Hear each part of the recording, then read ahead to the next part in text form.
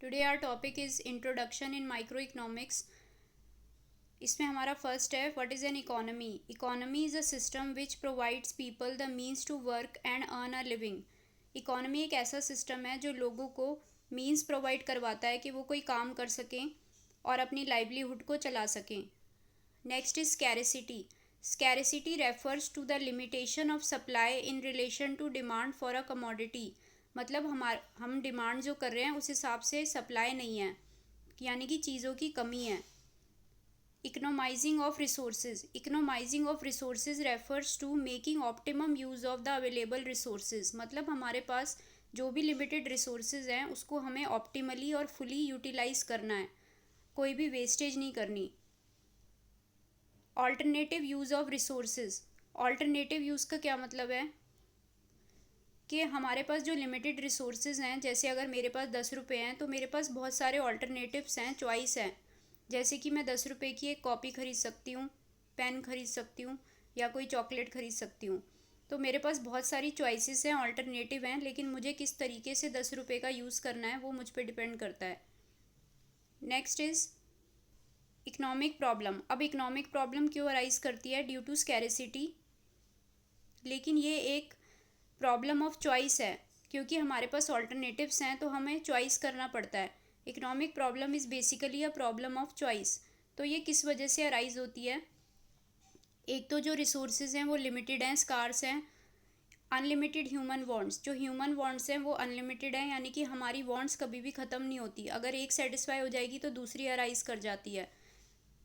Next is alternative uses. लेकिन हमें choice करनी पड़ती है क्योंकि हमारे पास बहुत सारे ऑल्टरनेटिव हैं। जैसे पेट्रोल है, पेट्रोल हमारे पास लिमिटेड है, लेकिन हम पेट्रोल को अलग अलग तरीके से यूज़ कर सकते हैं, जैसे व्हीकल्स में, to running machines, generators etcetera. तो ये सब हमारे पास ऑल्टरनेटिव्स हैं, लेकिन हमारे पास पेट्रोल लिमिटेड है तो हमें उसी में यूज़ करना पड़ेगा जो हमारे लिए अर्जेंट है। Next is meaning of economics.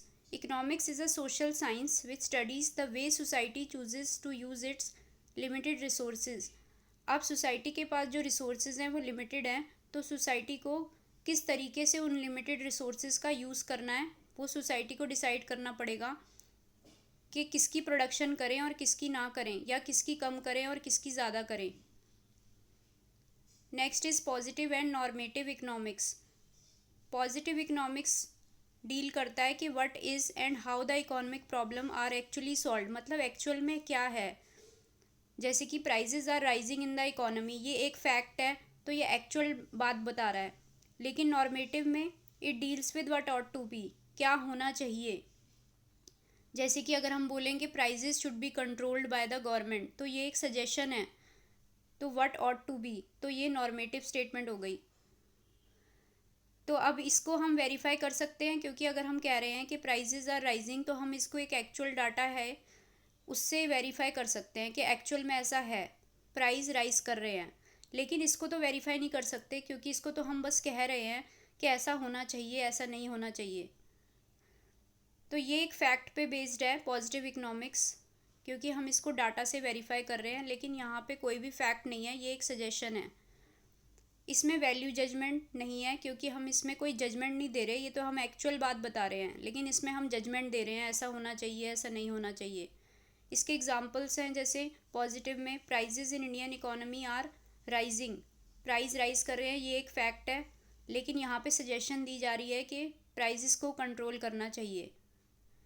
Next is micro and macro economics. Micro economics जो होता है वो डील करता है इंडिविजुअल यूनिट से, जैसे कि एक इंडिविजुअल की इनकम, एक इंडिविजुअल की output, price of a commodity, किसी भी एक कमोडिटी का प्राइस, यानी कि इंडिविजुअल यूनिट से डील करते हैं। लेकिन यहाँ मैक्रो इकोनॉमिक्स में हम पूरी इकोनॉमी से डील करते हैं, जैसे नेशनल इनकम जो है वो पूरी इकोनॉमी से रिलेटेड है।